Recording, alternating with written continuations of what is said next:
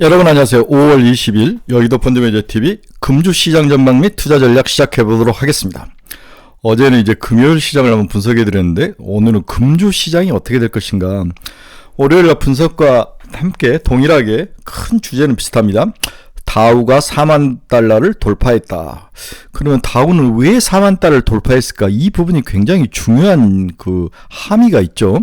금요일 날도 다우 지수를 이야기했는데 거의 2만 달러 갔던 게 이제 5년 만에 4만 달러가 됐으니까 연 20%씩 올랐다. 지수로 그렇다면 종목으로는 한 3배, 4배씩 올랐다. 이렇게 봐야 될 것 같아요. 이렇게 다우가 끊임없이 상승하는 이유는 뭘까?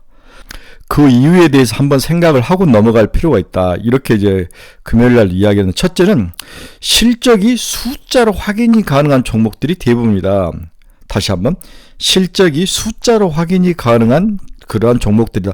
전부 올드한 미국을 대표하는 아주 오래된 기업들이 들어가 있죠. 이 기업들이 전부 다 구조조정을 다 완료를 했고 독과점적인 속성을 가지고 있다. 모노폴리적인 독과점적인 속성을 가지고 있다. 세 번째로 저는 AI의 실질적 수혜가 향후에 이 종목들에게 먼저 나타날 것이다. 이제 우리가 AI를 개발만 했는데 이걸 어떻게 적용을 해야 될 거 아니에요. 애플, 마이크로소프트, 아마존, JP모건, 월마트, 비자, 유나이티드 헬스클럽, 인텔, 나이키, 시스코 시스템즈, 보잉, 존슨앤존슨 이렇게 실질적으로 AI가 직접 적용이 돼서 B2C로 우리 삶 속에서 직접 파고들 가능성이 있는 종목들이 주로 다우에 많이 있더라. 네 번째로는 미국 경기 호황의 수혜주들이다. 이들은 인플레이션이라든지 경기 침체에 대해서 어느 정도 비켜나가는 그러한 속성을 가지고 있는 그런 기업들이 바닥에서 꾸준히 올라왔다는 거죠. 네, 이런 종목들이 시장에서 각광을 받으면서 주가가 5년 동안에 100배가 올라가는 100%가 아니죠. 100% 올라가는 연 20%씩 꾸준히 올라가는 그러한 모습을 보였다. 이렇게 정리를 해볼 수 있을 것 같아요. 그러면 금주에는 또 두 번째로 생각할 게 엔비디아 그리고 그 이유는 어떻게 될 것인가. 한국 시간으로 22일 저녁이 우리는 23일 새벽인데 엔비디아 실적이 발표됐는데 어떻게 될 것인가. 이 부분이 너무너무 중요하죠. 그리고 골디락스가 지속되고 있는데 향후의 주식시장은 어떻게 될 것인가. 사야 되나 팔아야 되나 계속 박스권에서 행보하는 이런 모습을 어떻게 우리가 돌파를 하고 전략을 짜야 될 것인가. 이렇게 크게 세 가지 주제인데 오늘은 주로 엔비디아 그리고 그 이후 우리는 어떤 투자 전략을 세워야 될 것인가 이 부분에 포커스를 맞추고 좀 길게 이야기를 해야 될 것 같아요. 한 30분 이야기할 것 같은데 여러분 중에서 좀 귀찮으신 분들 빨리 듣기로 돌리시든지 그렇게 하시기 바랍니다. 구독, 좋아요 많이 눌러주십시오. 자, 첫 번째 주제는 왜 다우 지수가 최근에 아주 그냥 뚝심 있게 상승을 해 올라오는가. 정말 곰처럼 상승해서 올라오는데 곰은 배우니까 안 좋은데 황소처럼 올라오죠. 두 번째는 엔비디아 실적 발표와 그 이후의 주식시장은 어떻게 봐야 될 것인가. 이게 이제 저희들에게 가장 중요한 두 번째 토픽이다. 이렇게 보면서 이 부분을 집중적으로 논의해 보도록 하겠습니다. 먼저 단기적으로 이익 실현 물량이 쏟아질 가능성에는 대비할 필요가 있다. 그 이유는 여러 가지 있지만 엔비디아 이제 새롭지 않다. 너무 많은 사람들의 입에 인구에 해자되고 있다. 항상 이렇게 되면 때가 탄다고 그러는데 주식시장에서 제일 힘든 게 이제 때가 타면은 가격이 하락하죠. 대표적으로 2차전지도 그렇지 않았습니까? 모든 사람들이 2차전지에 미쳐갈 때 그때가 하락하기 시작한 거죠. 우리 엔비디아도 그 시기에 거의 다 왔다라고 볼 수 있는데 과연 그럴까? 이런 것들을 한번 같이 나눠보도록 하겠습니다. 저는 첫 번째 엔비디아 실적 발표 이후에 물량이 쏟아질 것이다. 단기적으로 이렇게 봤다는 거죠. 모든 호재가 다 나온 상황에서 이제 개인 투자가나 기관 투자가들은 얼마나 엔비디아가 미래 실적을 반영하고 있느냐. 지금 이 주가가 이 부분에 대해서 이제 고민을 이미 했죠. 그리고 추가로 더 성장하며 우리가 기대하는 것만큼 추가로 성장력과 수익성이 더 나올 수 있느냐. 이 부분을 이제 거의 고민을 마친 상태이지 않을까. 따라서 최소한 이번 실적을 발표하면 50%는 덜어내지 않을까. 그렇게 생각을 해봅니다. 엔비디아의 내년 실적은 나쁘지 않으나 이미 시장에 충분히 반영됐다고 보는 시각도 많고 성장력도 차츰차츰 감소할 가능성이 많다는 거죠. 따라서 이번에 어닝 서프라이즈가 나오더라도 그리고 어닝 쇼크가 나오더라도 원화가나 이익 실현 물량이 출회될 가능성이 전망돼서 주의가 필요하다.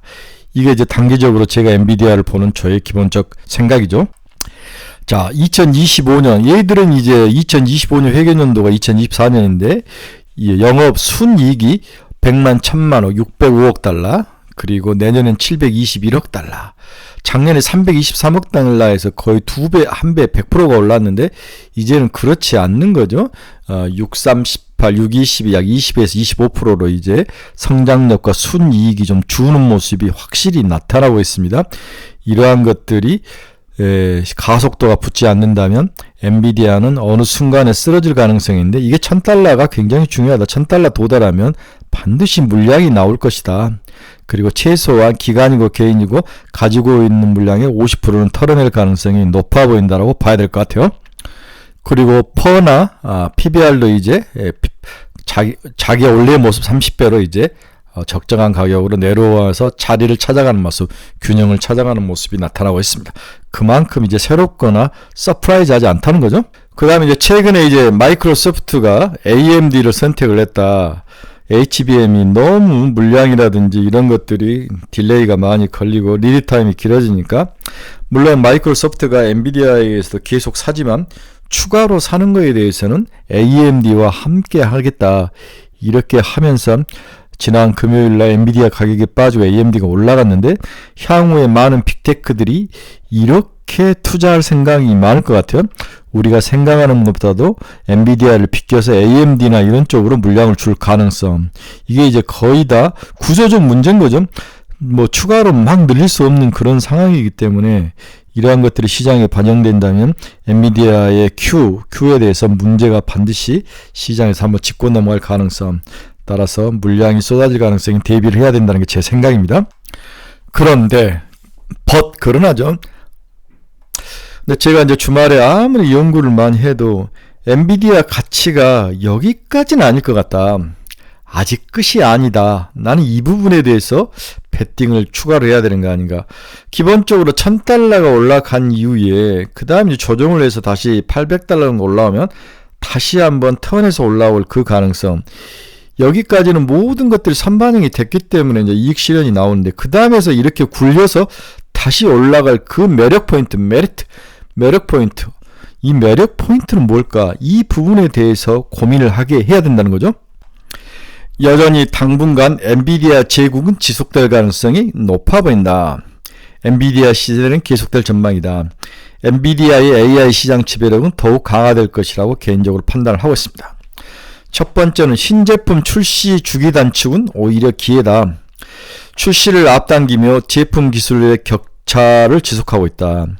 연말 출하 예정이 B100, B200은 HBM3가 192GB를 탑재하며 현재 H100 제품 대신 약 5배 이상 AI 연상 성능이 향상된 B100과 B200 출시를 예상되고 있는데 여기에 HBM3를 탑재하고 추론의 시대가 오면 패권이 흔들릴 수 있다는 우려도 존재한다.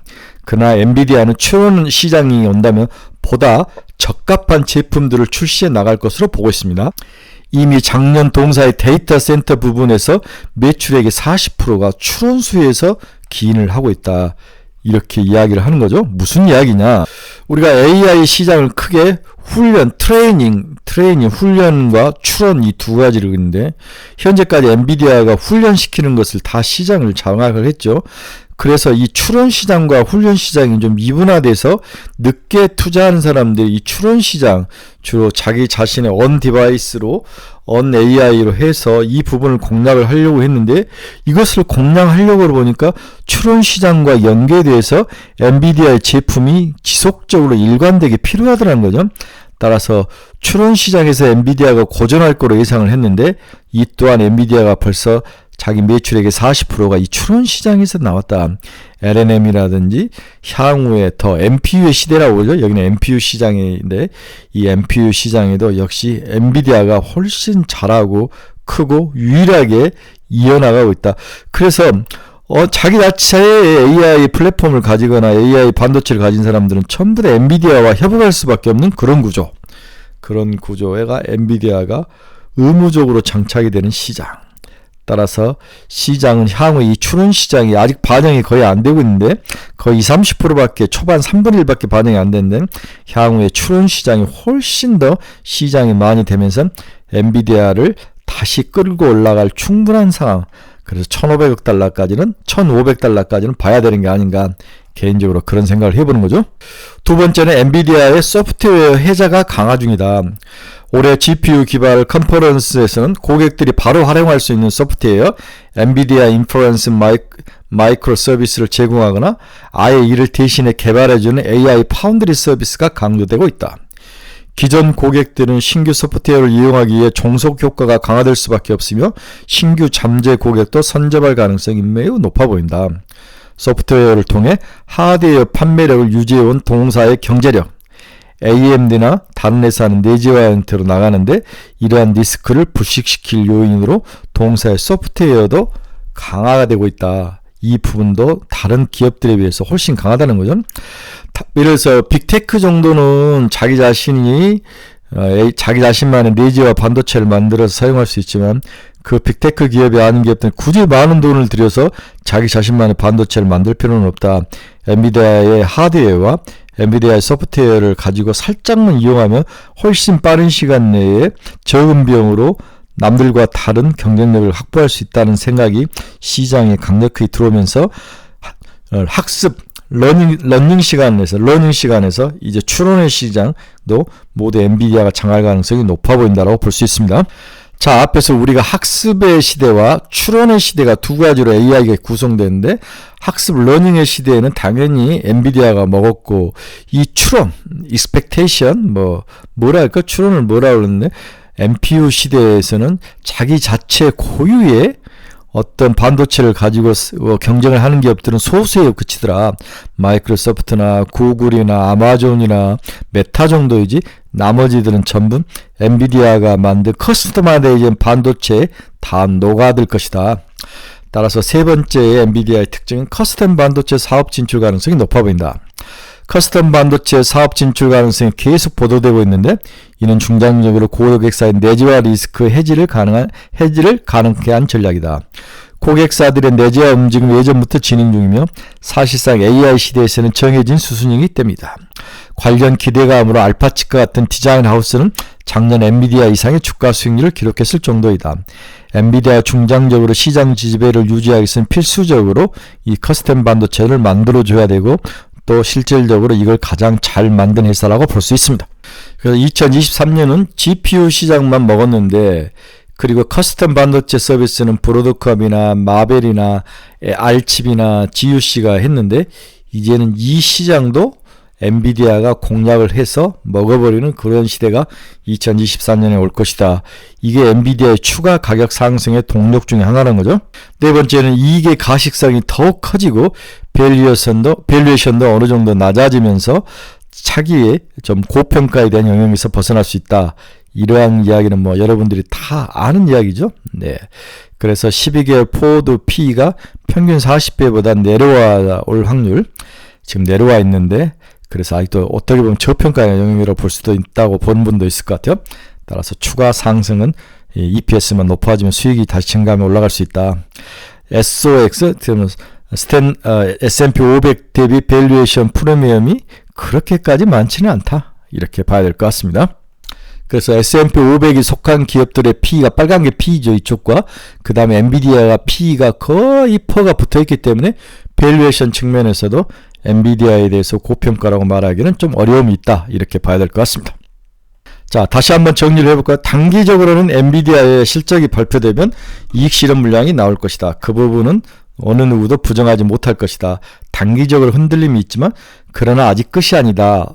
향후에 추가 1,500달러까지 충분히 올라갈 수 있는 그러한 가능성이 엔비디아가 가지고 있다. 그렇다면은 그 이유는 뭐냐? 이것을 제가 여러 가지를 통해서 여러분들에게 이야기를 했죠. 첫째는 신제품 출시 주기 단축은 오히려 기회다. Q를 늘릴 수 있다. 소프트웨어 혜자가 강화되고 커스텀 반도체 산업 진출이 가능성이 커지고 이익의 가시성과 밸류에이션이 모두 부각되면서 동사는 한 번 더 일시 단기 조정 후에 커질 것이다. 이렇게 정리를 해드렸습니다. 자, 두 번째는 향후 HBM 시장은 어떤 방향성으로 갈까? 이 부분에 대해서 한번 간단히 또 나눠봅시다. HBM 수요는 GPU에서 NPU로 확장이 될 것이다. HBM 수요가 GPU에서 NPU로 확장이 가능할 것이다. 즉, 이 말은 추론 시장이 경쟁이 굉장히 심화가 된데, 따라서 추론 시장의 경쟁이 심화될수록 동사는 유리하다. 그래서 HBM이 이쪽 GPU만 만드는 하드웨어만 만드는 시장에서 NPU를 만들고 작동하고 구동하는데도 HBM이 필요하다. 따라서 NPU 시장, 자체 반도체, 자기 자신만의 커스터마이즈된 반도체를 가지고 B2C로 진출해야 될 기업들에게 있어서는 더욱더 엔비디아 HBM 시장, HBM 반도체가 필요할 것이다.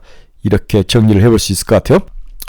그래서 트레이닝의 시대, 그 다음에 추론의 시대, 추론의 시대, 이 모든 것에 있어서 HBM이 필요하고 HBM을 만들어서 커스터마이즈해서 공급을 해줄 수 있는 유일한 회사다. 이렇게 볼 수 있습니다. DRAM 시장은 고부가 제품 HBM과 DDR5 수요 증가가 차질적 개선을 가속화할 것으로 전망시키고 있습니다. 질적 성장을 견인하고 있는 HBM은 올해뿐만 아니라 2025년도 물량도 대부분 솔드아웃된 상태이다. 주요 수요처였던 GPU 위에 ASIC, 주문형 반도체, 즉 NPU를 말하는 데서도 HBM3 이상의 높은 퀄리티의 제품을 탑재해야 되는 움직임이 커지고 있습니다. TSMC의 코어스 패키징 캐파가 확대될수록 HBM 요구 물량은 더욱 증가할 것으로 예상되는 가운데 1분기 실적에서 TSMC가 올해 카펙스 실적을 그대로 유지해야 한다고 말한 점은 다시 아쉬운 점이나 시대의 변화를 역행할 정도는 아니다. 즉 가격 통제를 더 중시하기 때문에 일부러 보수적으로 이야기한 게 아닌가, 이렇게 시장은 판단한 거죠. 다만 일각에서 제기되고 있는 HBM의 공급 가행 우려는 다소 이른 것으로 판단이 되고 있다.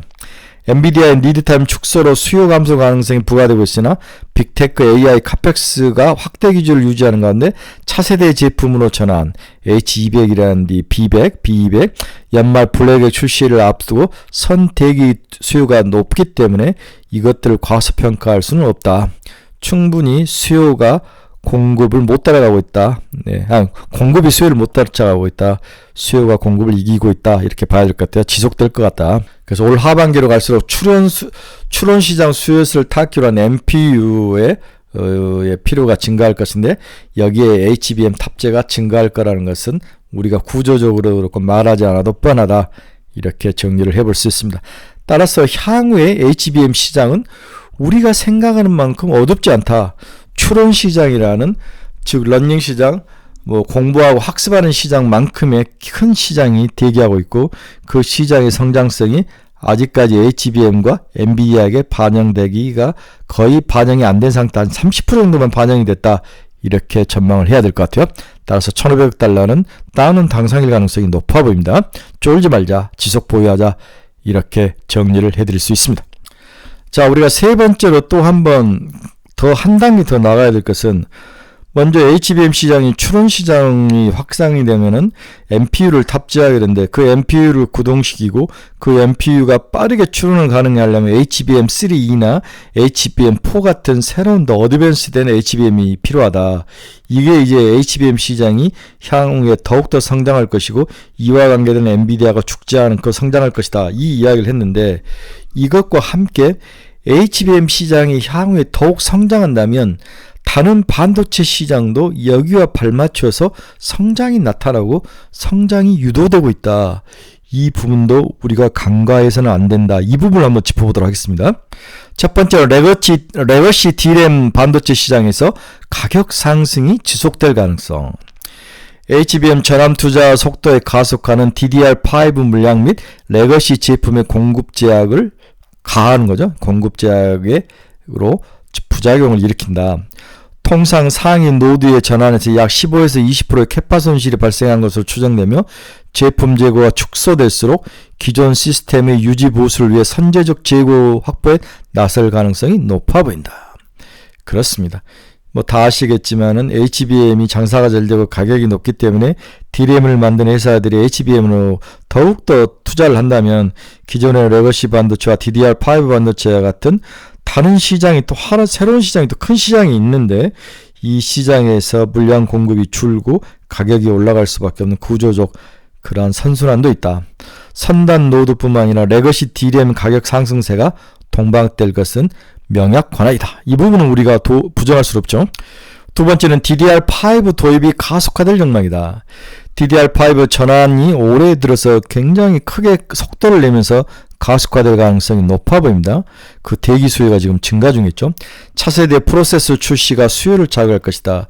그동안에 CPU를 만든 인텔 같은 기업들이 이 DDR5에 맞는 그러한 사파이어, 레피즈 같은 종목들을 빨리빨리 안 내놨기 때문에 DDR5 시장이 크지 않고 DDR4 시장으로 시장이 계속 몰려왔는데 올해는 그렇지 않을 거란 거죠. 차세대 CPU에 탑재되는 DDR5 수요 확대는 우리가 기대해 볼 만한 좋은 긍정적인 포인트이다. DRAM 업체들의 DDR5 전환 투자가 지속되면서 공급단의 노드 전환이 가속되고 있다. 수요 측면에서도 CPU 업체들의 적극적인 DDR5 적용이 시작되면서 기대감이 높아질 수 있는 구간에 진입을 했다. 인텔과 SK하이닉스가 공동 개발한 백서에 따르면 DDR4와 DDR5의 동작 속도 비교 시 3200mbps와 같은 속도에서 DDR5가 20% 앞선 것으로 나타났으며 DDR5 실제 동작 속도는 4800mbps에서 70% 성능 개선이 확인됐다. 따라서 DDR5로 전환할 수밖에 없는 구조죠. CPU가 나타날수록 이제 이걸 백업을 해줄수록 DRAM의 속도가 빨라지는 거죠. 전력 소모량이 14% 감소해 운영 비용 절감을 원하는 데이터 센터 고객들의 전환이 가속화될 것으로 보인다. 기존의 레거시 데이터 센터에도 이렇게 CPU가 변화가 일어나면서 DDR5를 쓸 수밖에 없는 그런 구조. 이것도 전부 HBM이 가져오는 그런 긍정적인 효과죠. 네, 시설과 돈과 투자가 HBM으로 가기 때문에 기존의 레거시 제품 또 기존의 한 단계 업그레이드 DDR5 시장에서 뭔가 부족하다는 거죠. 그 부분을 채우려기 위해서는 기술이 진보가 이루어지는데 그 진보가 이루어지면서 기술이 변화되고 가격이 올라가는 게 올해 더 가속화될 것이다. 이런 이야기인 거죠. 그래서 DDR5가 4에 비해서 4800bps 더 속도가 70%나 더 빨라지는 거죠. 네, 전력 사무량도 14.6%나 감소하는 그런 모습. 이게 지금 데이터 센터에 들어가는 DDR인데 DDR5가 이제 들어가야 되는데 이게 들어가면 전력도 줄고 속도도 빨라지고 좋은 점이 많다는 거죠. 이러한 전환이 올해 더욱 가속화될 것이다. 그것은 CPU에서 좋은 제품을 내놓기 시작했다는 거죠. 다음 세 번째로는 첫 번째는 제가 앞에서 무슨 이야기를 했습니까?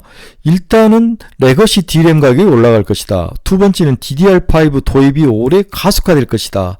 세 번째로는 뭔가 AI 보급을 위한 컴퓨터 시스템의 대형화, 인터커넥터 기술의 진화가 나타날 것이다.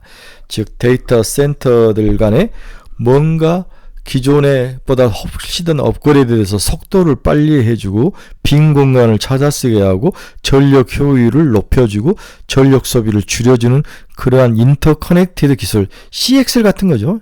이러한 새로운 시장의 개화와 성장을 촉진할 거라는 거죠. 연말 출시가 예정된 AMD의 툴린이죠. 인텔의 그라나이트 레피즈는 CXL 2.0을 적용하는 최초의 CPU가 될 전망이다.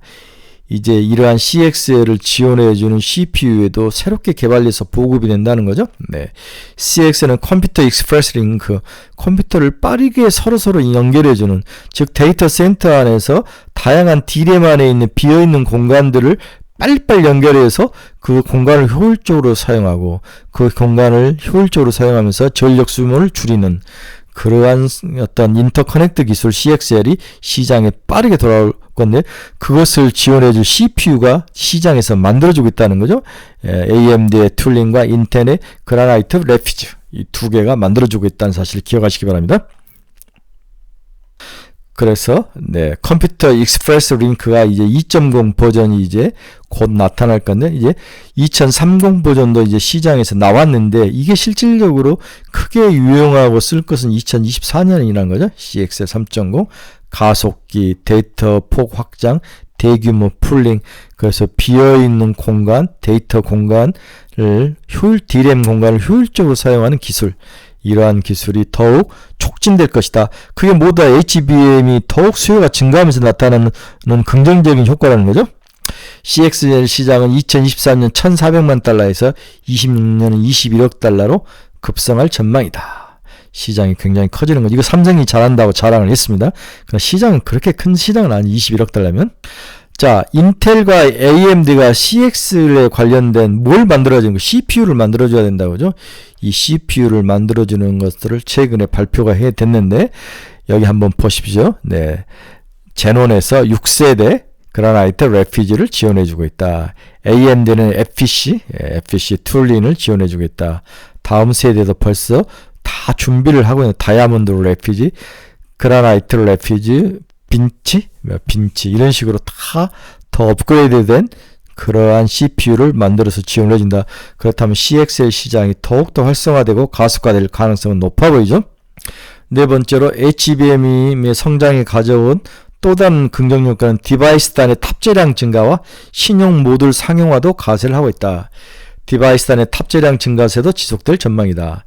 AI 적용이 활발하게 추진되고 있으면 스마트폰, PC, 노트북은 대표적인 컨슈머 디바이스로 메모리 탑재량이 매년 증가 중이다. 메모리 탑재량이 성능을 가늠하는 직관적인 지표로 인식되고 높아진 탑재량은 추후 출시된 신제품의 바텀라인이 되고 있다. 모바일형 신성장 동력으로 지목되는 차세대 D램인 LPCAM, LPCAM이라고 그러죠. LPCAM, Low Power Compressor Attached Memory Module, 또 서버양의 MCRDIMM, DDR5 동작 속도를 초당 4.8GB로 굉장히 빠르게 해주는 그런 4.8 정도 기가바이트를 초당 8GB로 2배나 속도를 늘려주는 새로운 모바일형 신성장 동력, 새로운 D램이 지금 개발되고 있다는 거죠. 무엇과 D램과 서버양으로, 차세대 D램과 서버양으로. 왜 그러냐면 새로운 디바이스가 탑재되면 거기에 맞는 D램, 탑재될 D램도 성장을 해야 되고, 이것을 데이터를 관리해주는 그런 데이터 센터에 관련된 D램도 뭔가 상용화되려면 속도가 늘어나야 되는 거죠. 여기에 관련된 새로운 D램이 개발되고 있다. LPCAM하고 MCRDIMM 이 두 개가 개발이 되고 있다. 속도가 어마어마하다는 거죠. 자, 우리가 HBM 시장이 성장이 되면서 아까 네 가지의 특징을 봤죠. 무엇이 증가하고 이런 것들을 다 하는데, 또한 최근에 천덕꾸러기인 낸드도 가치가 증가하고 있다. 이 부분도 굉장히 중요한 투자 포인트라는 거죠. 새롭게 다가오는 낸드의 성장성, 매력 포인트는 뭔가? 이 부분을 언급하는 사람도 굉장히 많아졌습니다. 낸드의 수요의 조기 반등, 저장 용량 확장성 필요성이 증대되고 있다. AI 학습 모델이 멀티모달로 진화하면서 다양한 채널을 이용하여 파생되는 데이터 양이 기존 텍스트 기반 학습 모델 대비 대폭 증가하고 있죠. 이건 말할 필요도 없습니다. 다양한 형태의 서비스가 파생될 것으로 예상되는 가운데 정보 수집 경로의 다양화에 따라서 저장 공간 확장 수요는 지속적인 증가세가 예상이 되고 있습니다. 고대학은 AR 모델일수록 최적화 과정에서 데이터 발생량이 급증을 하죠. 최근 시기게이트, 웨스턴 디지털, 마이크론 등의 수요 증가에 따라서 올해 2분기부터 가격 인상을 공식화했습니다. 낸드 가격이 오른다는 거죠. 이들이 데이터 센터의 구축에 공간 제약에 따른 렉당 고용량 낸드 탑재의 필요성이 부각되고 있다는 거죠. 굉장히 중요한 포인트입니다. 데이터 센터 구축에서 공간 제약에 따른 렉당 고용량 낸드의 탑재 필요성이 늘어난다. 면적을 더 늘릴 수 없기 때문에 각 렉당 고용량의 랜드가 필요하다는 거죠. 높아진 데이터 용량에 따라 초고용량 SSD 수요가 증가하면서 60TB 이상의 eSSD, 엔터프라이즈 SSD 시장인 개화가 가속화되고 있습니다. 그렇죠. 기업용 엔터프라이즈 SSD가 HDD를 완전히 바꿔버리고 eSSD 시장이 커지는 거죠. 결국은 뭐 속도로 가속화되고 머리가 커지면은 사람의 어떤 그 몸에 따라서 몸도 좀 커질 필요가 있다는 거죠. 그 이야기를 하는 겁니다. 최근 SK 하이닉스는 구체적인 고객사를 언급하지 않았으나 주요 데이터 센터 고객 60TB의 eSSD 콜 테스트를 통과했으며 빅테크로 언급된 업체 중에 하나가 유력한 것으로 보인다. 아마 아마존 같은 생각이 높은데, 점진적으로 시장 확장에 따라 QLC의 메인스트림 전환이 전망돼 수익성 개선과 탑재량 증가 수혜가 지속될 거로 보인다. QLC는 플래시 메모리 한 종류로 하나의 셀에 4비트의 데이터를 저장하죠. 많은 데이터를 저장할 수 있는 고용량, 뭐 속도는 느리고 값이 비싸고 수명이 단축된, 수명이 좀 짧다는 단점이 있지만 큰 문제는 아니다. 동사의 특징은 높은 대용량 데이터를 저장할 수 있는 대용량이라는 거죠.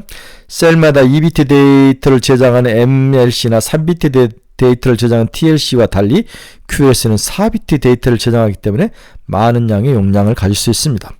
경제적 가치로 TLC가 도달하기 난감한 고용량을 달성할 수 있습니다. SSD가 HDD 대비 데이터 접근성이 높아 전송 속도가 월등히 높고 잊고 쓰는 속도가 빨라 고성능 프로그램 로딩 시간을 크게 단축시킬 수 있습니다. 가격은 HDD 대비 비싸지만 내구성이 뛰어난 거죠. 따라서 이런 싸구려 낸드로 인식됐던 낸드가 이제 퀄리티, 질까지도 바꾸면서 QLC라는 4비트, 하나의 셀에 4비트 저장할 수 있는 새로운 기술, 과거에 있던 기술을 더욱 업그레이드하면서 가격과 가치를 높이고 있다. 낸드 가치가 더 올라갈 것이라는 것도 우리가 지켜봐야 된다는 거죠.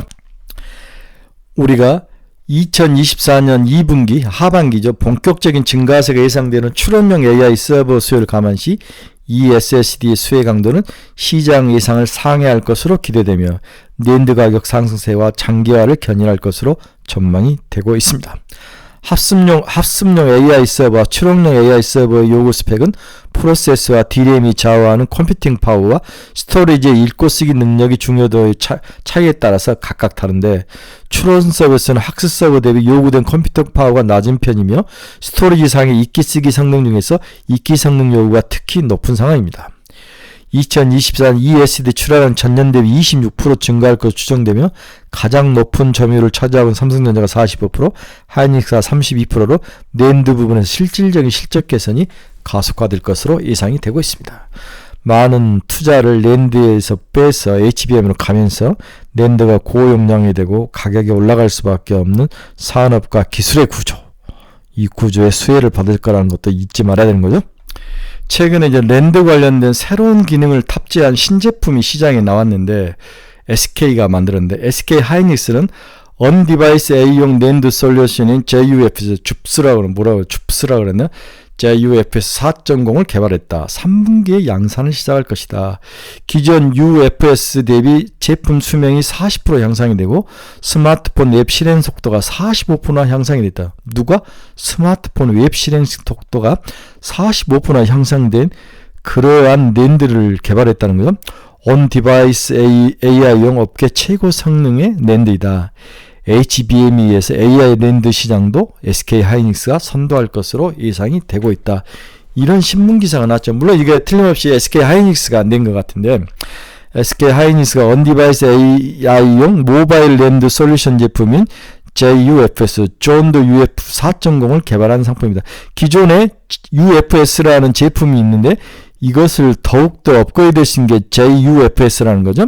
JUFS는 스마트폰 앱에서 생성되는 데이터를 데이터별 특성에 따라서 따로 관리한다는 거죠.